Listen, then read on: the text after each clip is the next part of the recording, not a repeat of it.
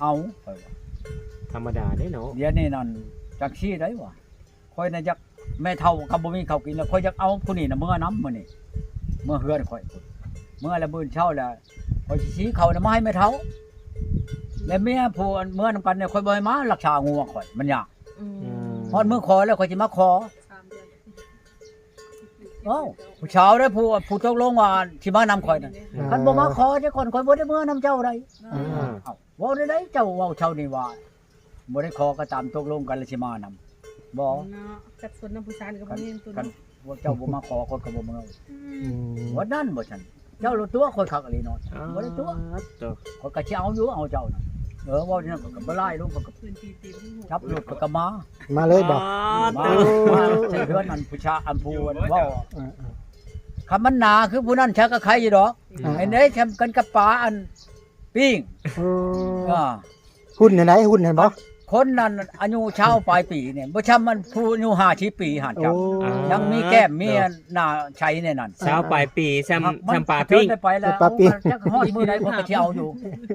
ชาว6ปีอายุแล้ว บ้านไหนสิ6ปีได้บ้านไหนตู้ บ้านนั้นนี่นะบ้านโคกประหวาย โอ้ตัวจะว่าอ่อน ชาม บ่ ลูกชามคนชามผัว ปลาเถอะ ในช่องผัวน่ะบ่ได้ขะดองจักกีบได้ลูกละล่อมันเองได้เว้านี่ บ่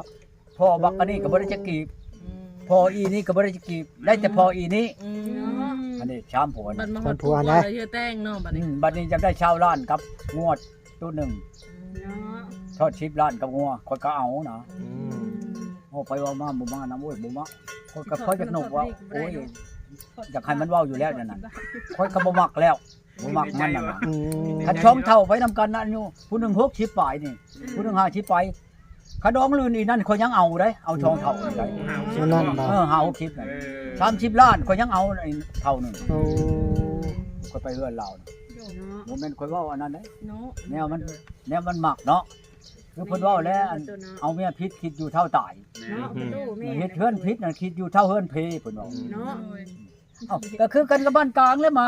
35ล้านน่ะข่อยบ่ฮอดบ่ทับน้ำถามเอาซับมาเลยโลดล้นถ้ามันบ่มักเนาะถามมันไปสิชอกข่อยอย่า อืม โอ้ลายลิ้นปิ้นลายความกระเดกกระดอก มื้อนี้ชาวเมืองว่าสิมาเบิ่งกันเมียทุกคนบ่ได้ซ้ำเนาะ เสมอก็เพิ่นเสมอเนาะโอ้ยรูปแล้วเสมอนี่ ที่เอาคนนี้บ่ไปนำเหมาะมือนี่ มื้อใดไปไส ไปเชโปน โอ้ยเฮาอันคาเวียไปบ่ได้เลยเฮา หรือสิเอาว่าแพทย์น้อยบ่ไปนำ ว่าแพทย์น้อยไปเรื่องนี่บ่ ไป ไป บ่ บ่ แพทย์น้อยไปนำข่อยบ่มือ บ่หับปากเลยเป็นจานมันช่วงยามให้ยามนา เฮาวันญาติเวลามานี่ก็ได้ตัวเอ้ยจักเชื่อจังไดนี่ก็ เป็นจริงนี่ มาหาเจ้านี่ บ่กล้าถามเขาเจ้านั่นข่อยสิเอาไปนำได้สองคนเฮาก็ไปได้ แม่น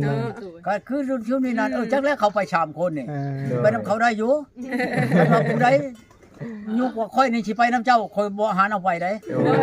อย่าเป็นโทษ โดย ตู้เป็นความ จักน้อยเพิ่นว่าโอ้ย อันนี้ทั่วไม่เลยทั่วไม่ สด สอดบ่ได้ได้โอ้ อันสิไปเอาเมียอยู่พูดไปเชียร์เงินนำทางนี่ตายหาแน่นอนบ่ได้เลยค่อยนี่ไปข่มขืนไว้น่ะ60ล้านว่าซั่นกับงัวตัวหนึงกว่าจะแต่งเมียนั่น พอเองแล้วเนาะ ข่มขืนมาแล้วฮอดหั่นเอาแล้ววันนี้ที่ลำบากลำบนนี่เนาะ โอ้ย เมื่อยเด้ 3 คนก็สิไล่ล้านเติบได้ 3 คน ฟูลโตกลับมา จุ้งงัวมือเลยบ่ เช้าด้วยเท่ามานี่ โอ้ภาษาบ่ฮะ โอ้ สอดบ่เลยได้สอดบ่ สดมา โอ้สอดมา สมวย มี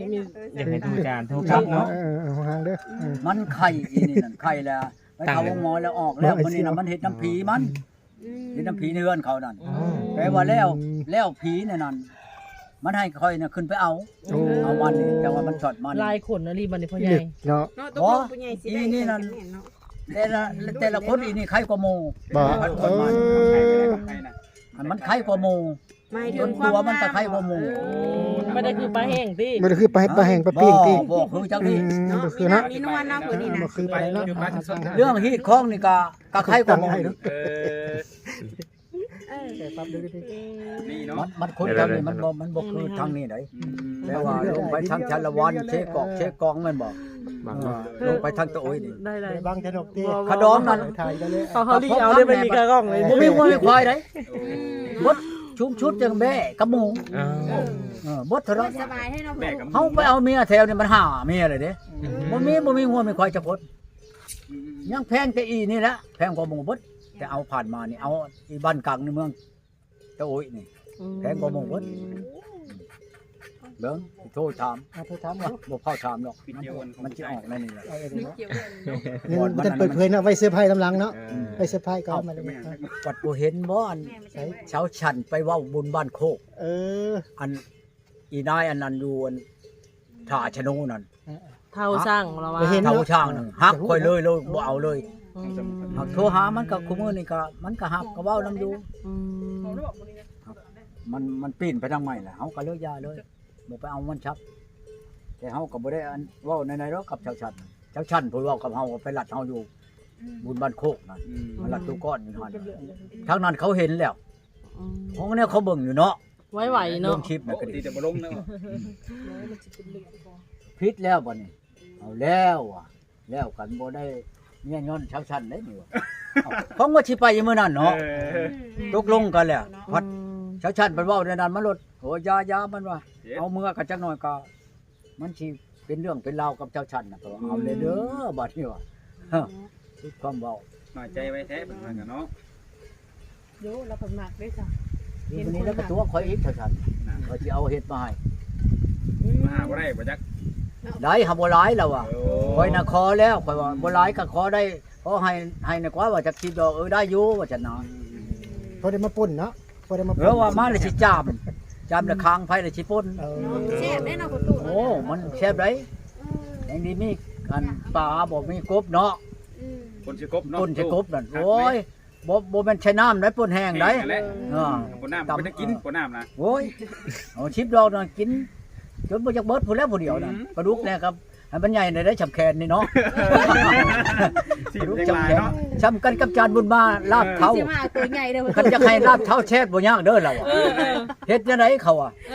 อ เท้าน่ะก็สิเอาวางช้ำไข่ไก่เด้อเราอ่ะช่วยเอาหลายช่วยเอาหลายปลาดุกนั่นฉับแขนนี่เราอ่ะโอ้ยเราชดแช่ปัญญังเราอ่ะแม่นความเรา เน้นเนื้อเด้ เนื้ออย่าง เอ เงี้ย อเน้นเนื้ออย่างเดียว นั่นเราอ่ะ เน้น จะให้มันแช่เราอ่ะ นี่อย่ากินเท่าอย่ากิน คันว่าเท้าน่ะหลายกว่าปลานันยาเราอ่ะบ่แช่ เน้นค คั วาม นเท่าชำไข่เป็ดไข่ไก่นี่ปลาลูกชำแคนนี่ที่มันเนี่ยโอ้ยเราอ่ะชดจนช่วยเลื่อมเราอ่ะจังได้ยา ดึง3บาท เอาแล้วอ่ะคนนี้ฮู้จักอะไรเนาะอ่ะเว้ยเราอ่ะคือกันเราสำคัญได้อาจารย์บุญมาเนี่ยคนบ้านข่อยนี่หักไปว่าเมียอยู่บ้านบางเฮงแบ่งให้หมู่นี่ถ้วยบักใหญ่ล้นๆเนาะ โดย แบ่งไปให้หมู่น่ะบัดหมู่แบ่งมา เป็นได้ แบ่งชามเถื่อเราอ่ะแบ่งไปให้เฮือนนั่นน่ะชามเถื่อแบ่งหลายๆวันนั้นคันเขาแบ่งมามันน้อยพอกลางถ้วยนี่เนาะให้เอาคืนโลดเราอะกันบ่พอกินละยาเราอ่ะคันเฮาแบ่งนี่กินเบิดเฮือนเราอ่ะจังยังอิ่มอยู่เราอ่ะแบ่งมึงชามเถื่อคันมันบ่ตอบมาละยาโลดเฮือนนั่นเราอ่ะกูแบ่งให้มันจักเถื่อเราอ่ะแล้วว่าในจานมันมานี่นะโอ้ย เนาะ พอเท่าใหม่นี่พอเท่าใหม่นี่บ่ทันลงเฮือนใหม่อีกต่ออีกเด้ เอาเลย เอาเจ้าโคตรใหม่เนาะเชียควายเขากินก็ถึกแล้วบัดนี่อันเจ้าโคตรกินควายเราเขาใหม่เราน่ะแล้วก็ว้าวแล้วช่างชอนก็คักเลยเราก็ย่างไปแล้วบัดนเจ้าโคตรนั่งคือหมู่เจ้านี่เป็นได้ไดเราอ่ะชะแตกอิ่มแล้วบ่เราอ่ะ แล้วเว้ากับเจ้าโคตรไหนคือสิคักแล้วเนาะเราอะโอ้ยพระตีนกูอยากยัดเข้าพร้อมเด้เราปากดูนั่นไม่อีกเสียช่องตัวขึ้นเดียวเบิ่งดูนี่เราเอาเมียอยู่บ้านบางเฮงนี่ ผู้นี้เสียควาย6ตัวแต่เขาใหม่เราได้ เฉพาะไม้ ไม่แล้วไม่อีกไม่แล้วย้อนเราด่า น่าจะโคตรมาให้ปลาน่าจะโคตรเนาะ พอเท่าเนาะยามหนาวมานั่งพิงไผชงอันขากบตะกี้นะผู้เฒ่านั่นบัดมันพึ่งออกตีเนาะเราก็เห็นแล้วหำผู้เฒ่านั่นเราก็โดดไม้มาชุบอันใส่ไผนั่นเราก็แดกใส่หำผู้เฒ่าเพิ่นว่าไม่ยังผู้เฒ่าเราอ่ะไม่ยังบอกผีบ้านี่จังว่าบ่แม่นเราเจ้านั่งเจ้าบ่หำเพิ่งหั่นน่ะไผแตกแล้วมันตกใส่หำเจ้าเราอ่ะ โต ไม่ได้หั่นน่ะไม่เราน่ะว่าลูกเคยเอาอันชุบอันที่เท่าดานหำ โอเค ไม่แล้วบัดนี้แหละครับไปแล้วอันตัวเฮ็ดจักเถื่อเด้อเราอ่ะอันนี้ยังว่าหำเราก็มันค่อยให้สิเจ็บกว่าหั่นเราบ่ได้นอนไม่เท่าอยู่ดอกจักเดือนเราอ่ะเขาสิเอาเจ้าน่ะเราว่าไม่อีกมื้อนั้นช่องเทื่อใหม่แต่ไม่ได้กินหมูเอาเทื่อที่ช่องนี่นั่นบ่ได้เฮ็ดไม่เท่านั้นกิ กินงัว เออ เสียช่องเทื่อละ2โตน่ะ โอ้ อ๋อเท่าพอแล้วได้เท่านี่โหลูกเคยนะเบิ่งอย่างนะ มดควาย6โตเฮ้ยแต่ผู้เฒ่าใหม่บ่ได้ญาติบ่ได้หารผู้ใด ลูกเคย การมุนมา แล้วฉันสิกินกล้วยเนาะประตูเนาะ ต้องชงก็บ่ขึ้นเนาะปะเฒ่า กินสิควายหลายว่า สิควรสิกลัวอะไร ความดันเนาะ คนบ้านนอกอันนี้นั่นยอกขับยอกบ่แม่นสิยอกกันคือเฮายอกกันนั่นนี่ยอกเชียร์งัวเชียร์ควายน่ะแต่ที่ไม้